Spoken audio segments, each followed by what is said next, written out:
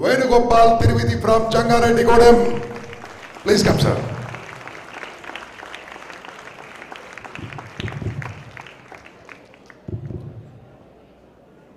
Happy good afternoon, friends. భోజనం చేశారా మీరు?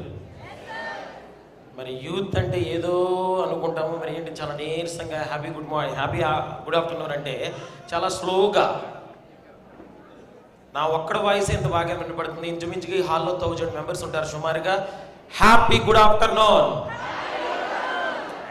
ఏం లేదు, విజయవాడ అన్న చెప్పారు, అంత స్థాయిలో అయితే నాకు కనపడలేదు. Happy good afternoon. Thank you. Impact అనే కార్యక్రమం ద్వారా ఎంతోమంది యూత్ని మంచి మార్గంలో మరి పెడుతున్నటువంటి మా గురువులు గంపా నాగేశ్వరరావు గారికి హృదయపూర్వక పాదాభివందనాలు తెలియజేసుకుంటూ, ఫస్ట్ టైం ఈ ఇంపాక్ట్ క్లాస్లో మరి నాకు తెలిసినటువంటి 4 విషయాల్ని షేర్ చేసుకోవాలనే ఉద్దేశంతో మరి సార్తో చెప్పడంతో పర్మిషన్ ఇచ్చినందుకు మీ అందరి కరతాళ ధ్వనుల మధ్యన సార్కి హృదయపూర్వక ధన్యవాదాలు తెలియజేసుకుంటున్నాను. సార్ని ఇంచుమించుగా 11 సంవత్సరాల నుంచి మేము అబ్జర్వేషన్ చేస్తున్నాం. మేము అందరం కలిపి ఒక ఆర్గనైజేషన్లో వర్క్ చేస్తున్నప్పుడు ఎక్కువగా సారు మనలాంటి యూత్ మీదే కాన్సన్ట్రేషన్ చేస్తున్నారు. సార్ ఏంటి సార్ మీరు మరి పెద్దవాళ్ళకి ఎక్కువ మమ్మల్ని మోటివేట్ చేయరు, మరి చిన్నపిల్లలకి ఎక్కువ మోటివేట్ చేయరు, మాలాంటి యూత్నే మీరు ఎందుకు అంత కాన్సన్ట్రేషన్ చేస్తున్నారు అని చెప్పారంటే, ఏంటి సార్ యూత్ మనలాంటి యూత్ అంటే ఇలా చూస్తున్నారు, నాకు అర్థం కాలేదు.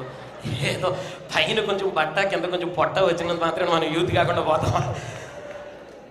మేము యూతే ఫ్రెండ్స్ అని అంటే సార్ చెప్పారు, ఈ ప్రపంచాన్ని మార్చే శక్తి ఏదైనా ఉందంటే కేవలం మన యూత్కు మాత్రమే ఉంది అని చెప్పని చాలా చక్కగా చెప్పడం జరిగింది.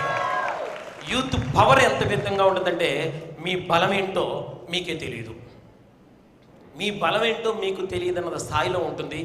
నిజంగా ప్రామిస్ చేసి చెప్తున్నాను, అన్నం తినే నోటితో మీకు ఒక అద్భుతమైనటువంటి ప్రామిస్ చేస్తున్నాను. ఇదే ఇంపాక్ట్ క్లాస్లో కొన్ని లక్షల మంది శిక్షణ తీసుకోవడం జరిగింది.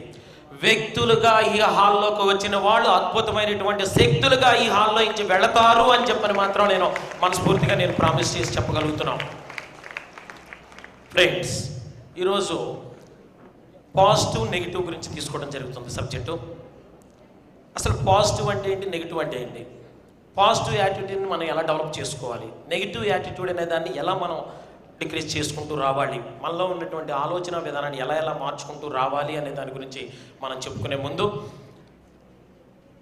అసలు యోగా మెడిటేషన్ అంటే ఏంటో తెలుసా ఎవరికన్నా?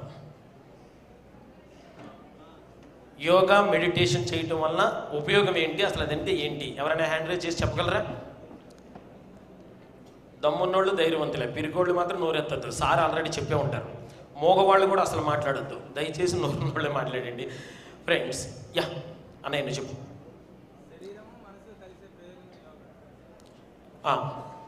దానివల్ల ఉపయోగం ఏంటి?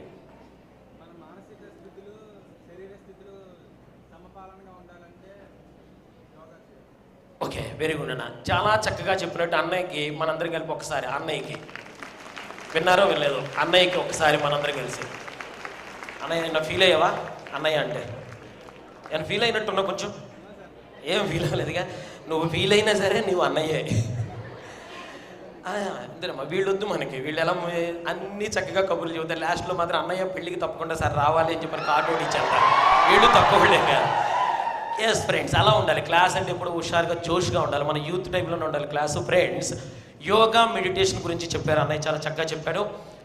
యోగా మెడిటేషన్ చేయటం వల్ల ఉపయోగం ఏంటంటే, యాజ్ పర్ సైన్స్ ప్రకారం చూసుకుంటే మన మైండ్లో ఉన్నటువంటి సెరిటోనిన్ అనేది ఒకటి ఉంటుంది. సైన్స్ స్టూడెంట్స్ తెలిసే ఉంటుంది. 45 మినిట్స్ యోగా మెడిటేషన్ చేస్తే మన మైండ్లో సెరిటోనిన్ అనేది ఇంక్రీజ్ అయ్యి దానివల్ల పాజిటివ్ యాటిట్యూడ్ అంటే రైట్ బ్రెయిన్ యాక్టివేట్ అవుతుంది.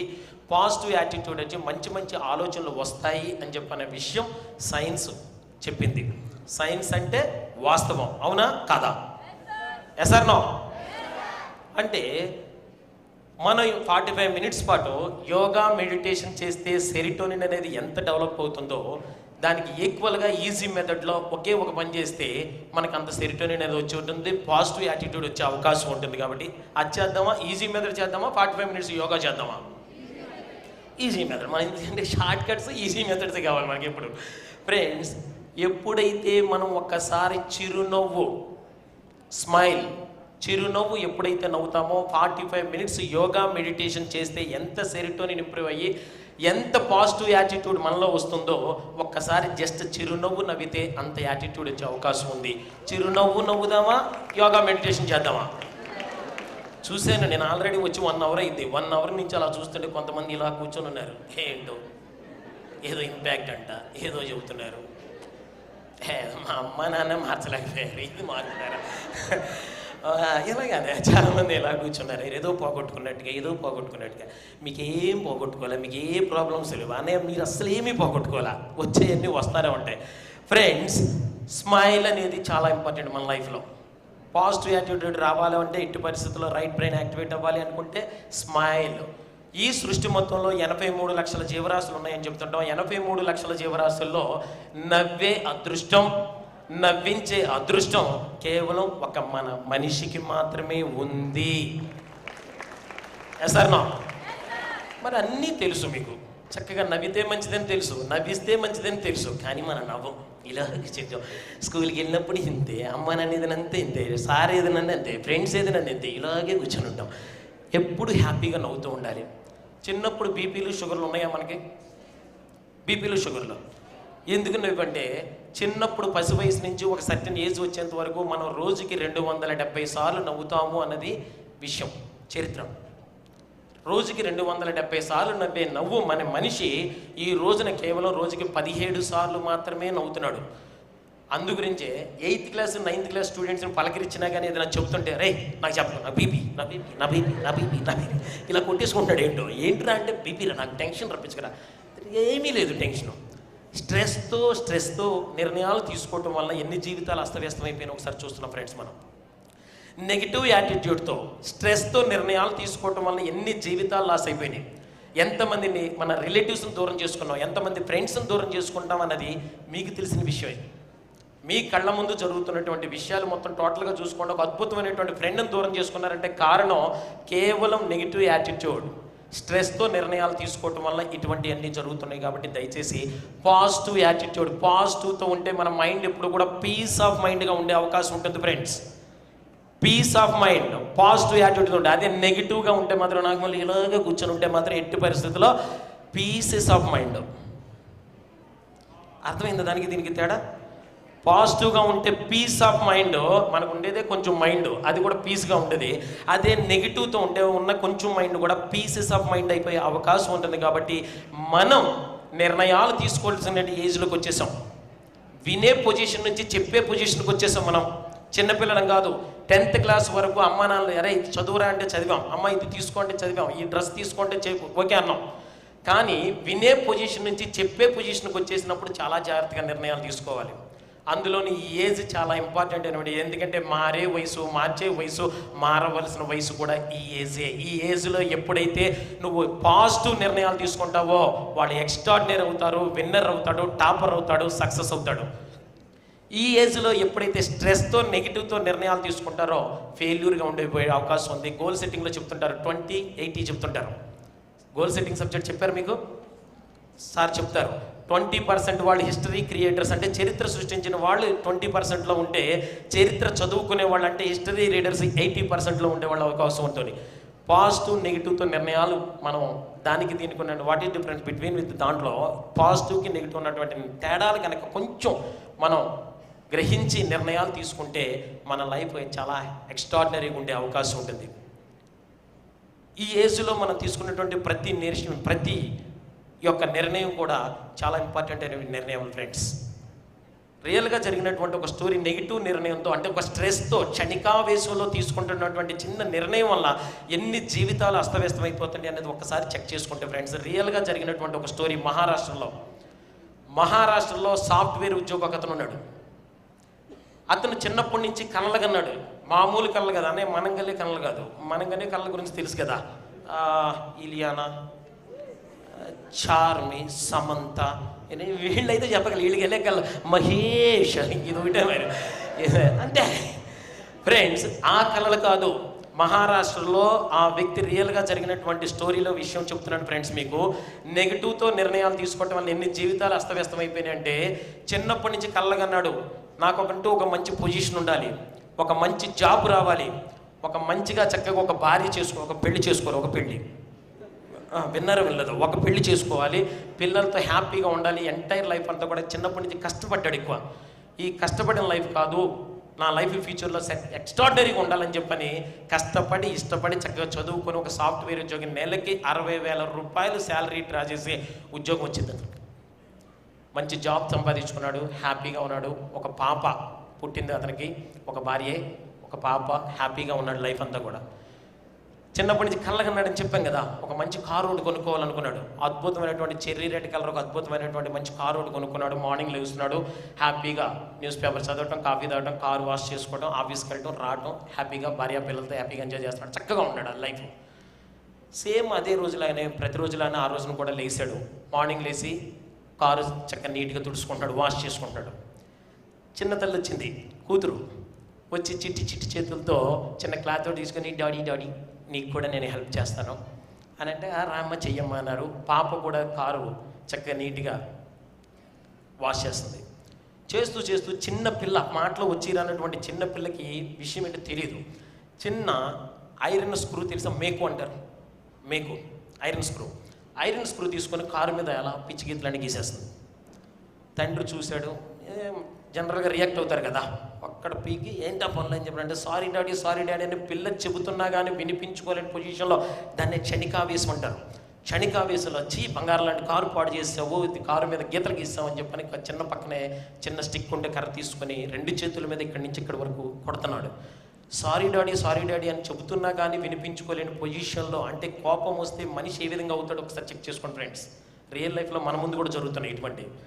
2 చేతులు కొడుతుంటే వెయిన్స్ మొత్తం కూడా కట్ అయి బ్లడ్ వచ్చేసి పాప సృహదప్పి పడిపోతే చూశాడు తండ్రి. 1 నిమిషంలో కోపం తగ్గిపోయింది. చూసుకున్నాడు, కన్న తండ్రి కన్న ప్రేమ అలాగే ఉంటుంది. వెంటనే భుజాన్ని వేసుకున్నాడు, ఒంటి మీద షర్ట్ కూడా లేదు, హాస్పిటల్ పరిగెట్టాడు.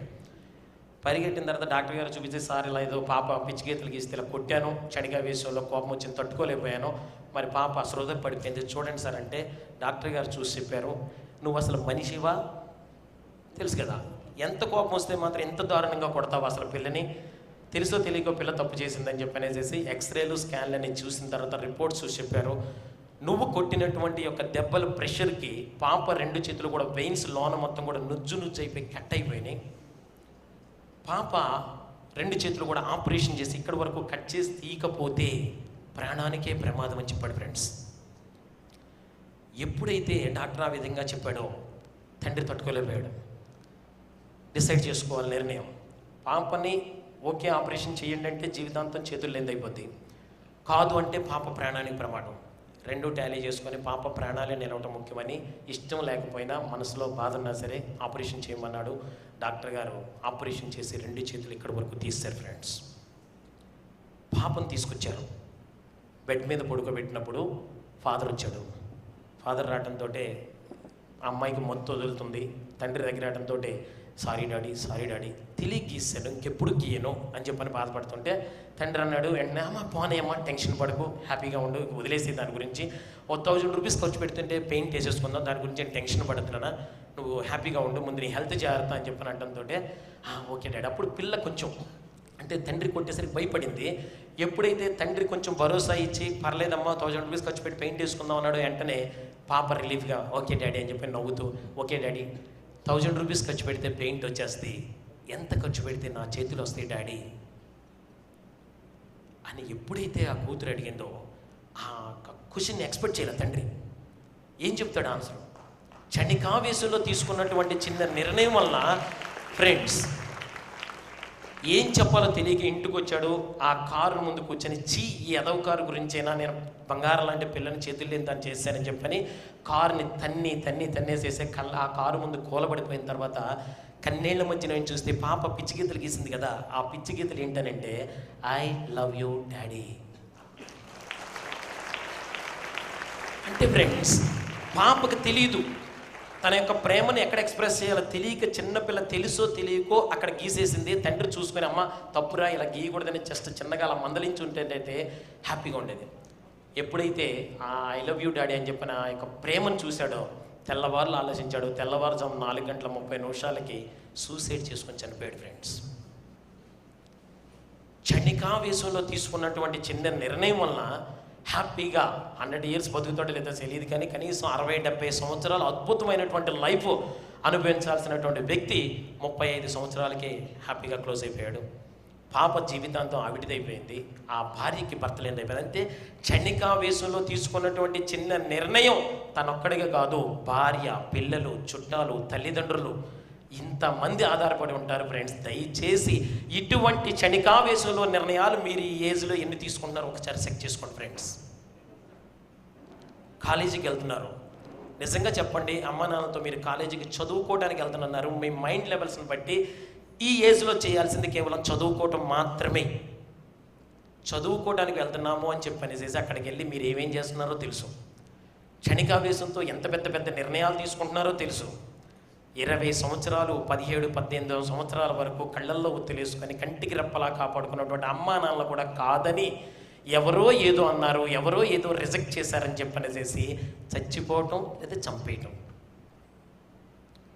ఈరోజు పేపర్ తీసుకుంటుంటే సూసైడ్ పర్సంటేజ్ పెరిగిపోతుంది. ఏంటంటే స్ట్రెస్, ఏంటంటే నెగిటివ్ యాటిట్యూడ్, ఈ రెండే బయటకు వస్తున్నాయి.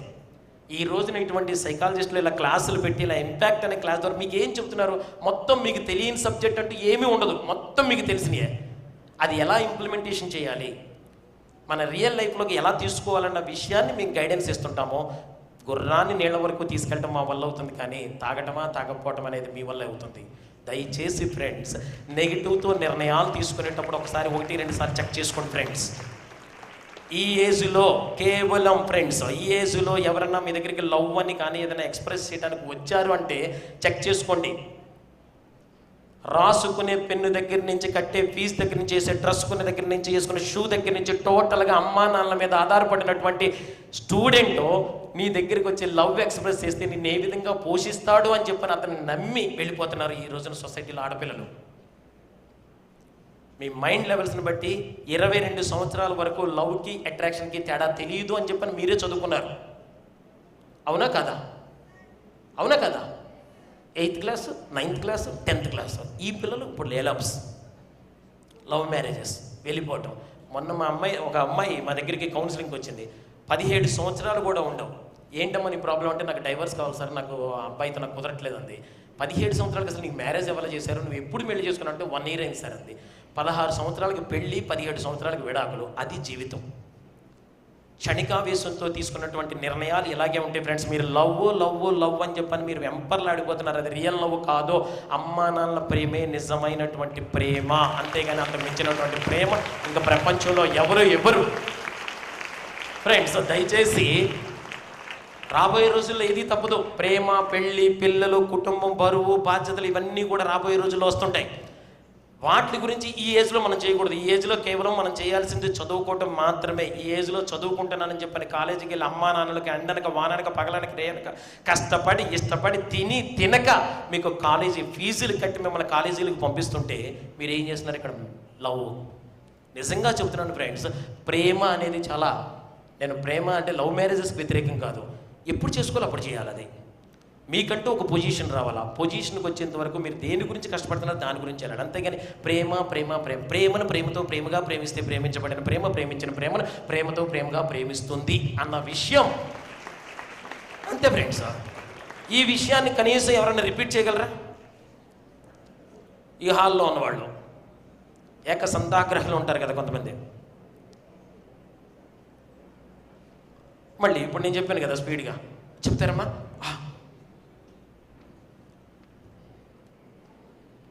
ప్రేమను ప్రేమతో ప్రేమగా ప్రేమిస్తే ప్రేమిస్తున్న ప్రేమను ప్రేమతో ప్రేమగా ప్రేమిస్తుంది. 75% వరకు ప్రేమను ప్రేమతో ప్రేమగా ప్రేమిస్తే ప్రేమించబడిన ప్రేమ ప్రేమించిన ప్రేమను ప్రేమతో ప్రేమగా ప్రేమిస్తుంది అన్న ప్రేమ గురించి కూడా 4 మాట్లాడలేనటువంటి వ్యక్తి మీ దగ్గరికి వచ్చి సింగిల్గా ఐ లవ్ యూ అది ఒకటి చెప్తాడు. నిజంగా ఫ్రెండ్స్, దయచేసి నెగిటివ్తో కానీ స్ట్రెస్తో కానీ నిర్ణయాలు తీసుకోవటం వల్ల ఇన్ని జీవితాలు ఉంటాయి. మీరు తీసుకున్నటువంటి నిర్ణయం కేవలం మీ ఒక్కళ్ళ మీద ఉండదు. మీరు ఏదైనా సొసైటీలో ఏదైనా తప్పు చేశారు అంటే మాత్రం మీ ఒక్కళ్ళ మీద ఉండదు ఆ యొక్క విధి. దాని ఇంపాక్ట్ టోటల్గా మీ ఎంటైర్ ఫ్యామిలీ మీద పడే అవకాశం ఉంది. కాబట్టి పాజిటివ్తో నిర్ణయాలు తీసుకునే ముందు చక్కగా 1-2 సార్లు కూర్చోండి. నెగిటివ్తో నిర్ణయాలు తీసుకురండి. ఎస్, ఇది మనకు కరెక్ట్ కాదు, ఈ ఏజ్లో మనం చేయాల్సింది ఇది కాదు, మనం వచ్చింది కాలేజీకి చదువుకోవటానికి, మనం చదువుకోవడానికి మాత్రం వచ్చాం కాబట్టి చదువుకోవాలి అని చెప్పిన విషయాన్ని మనం ఎప్పుడైతే గ్రహిస్తామో సొసైటీలో ఇన్ని అత్యాచారాలు కానీ ఇన్ని అఘాయిత్యాలు కూడా జరిగే అవకాశం లేదు. ఈ రోజున సార్ ఒకటే చెప్తున్నారు, తప్పు జరిగిన తర్వాత బాధపడి కొవ్వొత్తి నివాళులో ర్యాలీలో ధర్నాలు చేయటం కాదు, ఆ తప్పు జరగకుండా మన వంతుగా మనం ఏం చేయాలనే ఉద్దేశంతో ఇంపాక్ట్ అనే దాన్ని గత 15 సంవత్సరాలుగా స్టార్ట్ చేశారు. ఇదేదో శుక్రవారం మొదలుపెట్టి సోమవారం ఆఫ్ చేసేది కాదు. 15 సంవత్సరాల నుంచి ఇంపాక్ట్ అనే క్లాస్ ద్వారా అనేక మంది విద్యార్థులు వ్యక్తులుగా కాదు శక్తులుగా తయారు చేసి ఒక ఫ్యాక్టరీని స్థాపించారు సార్. దయచేసి ఫ్రెండ్స్ 1-2 సార్లు నిర్ణయాలు తీసుకోండి. భవిష్యత్తు మొత్తం మీదే. ఎవరన్నా వచ్చేదని ఎక్స్ప్రెస్ చేసే ముందు ఎందుకు నన్ను లవ్ అని చెప్పాను. ఎందుకంటే ఈ రోజున ప్రతి ఒక్కళ్ళు కౌన్సిలింగ్కి వచ్చారని కేవలం ప్రేమ గురించే వస్తున్నారు మా దగ్గరికి. పిల్లవాడు 10th క్లాస్ వరకు బాగా చదువుకుంటున్నాడు, ఇంటర్మీడియట్కి వచ్చేసరికి సార్ పర్సంటేజ్ బాగాలేదు. ఎందుకు లేదంటే ఏదో ఒక ఈ అట్రాక్షన్, దాన్ని లవ్ కాదు అట్రాక్షన్ అనే అనాలి. దయచేసి ఫ్రెండ్స్, అమ్మా నాన్న మన మీద హోప్ ఉంచారు. ఇందాక పాప ఒకటి చెప్పింది, చాలా చక్కగా చెప్పింది, మనం భూమి మీదకి మామూలుగా రాలేదు అని చెప్పని ఒక హిస్టరీ క్రియేట్ చేయడానికి వచ్చాం. మనం 10 మంది పుట్టారు, పెరిగారు, పోయారు కాదు, 10 మందిలో ఒక్కడిగా, అంటే 100లో ఒకటిగా కాదు 100లో ఒకటిగా ఉండాలి. అంటే మాత్రం నీ యొక్క యాటిట్యూడ్ పాజిటివ్గా నిర్ణయాలు తీసుకోండి, స్మైల్తో నిర్ణయాలు తీసుకోండి. ఎస్, ఇది నా వల్ల అవుతుంది, ఇది నేను చెయ్యగలను, ఐ క్యాన్ డూ దిస్ అని చెప్పని ఎప్పుడైతే పాజిటివ్ యాటిట్యూడ్తో ముందుకెళ్తావో నిన్ను ఆపటం ఎవరి వల్ల కాదు అన్న విషయం గ్రహించి దయచేసి రాబోయే రోజుల్లో వ్యక్తులుగా కాకుండా శక్తులుగా ఉండాలి అని చెప్పని మనం మనస్ఫూర్తిగా తెలియజేసుకుంటూ నాకు మంచి అవకాశం కల్పించినటువంటి గంపా సార్కి మరొక్కసారి మీ అందరి కరతాళతో మధ్యన హృదయపూర్వక ధన్యవాదాలు తెలియజేసుకుంటూ సెలవు తీసుకుంటాను. Thank you very much. Thank you. Thank you వేణును ఇంపాక్ట్లో ఎలాగైనా మాట్లాడించాలని లాస్ట్ 3 years నుంచి అనుకున్నాను. ఫైనల్గా I been succeeded. I invited to Hyderabad. One is an awesome speaker, awesome trainer, అద్భుతమైన స్పీకర్. మీకు వేణుగారు ఫోన్ నంబర్ కావాలా వద్దా? Sir T Venugopal, Tiruveedhi Venugopal, 98-668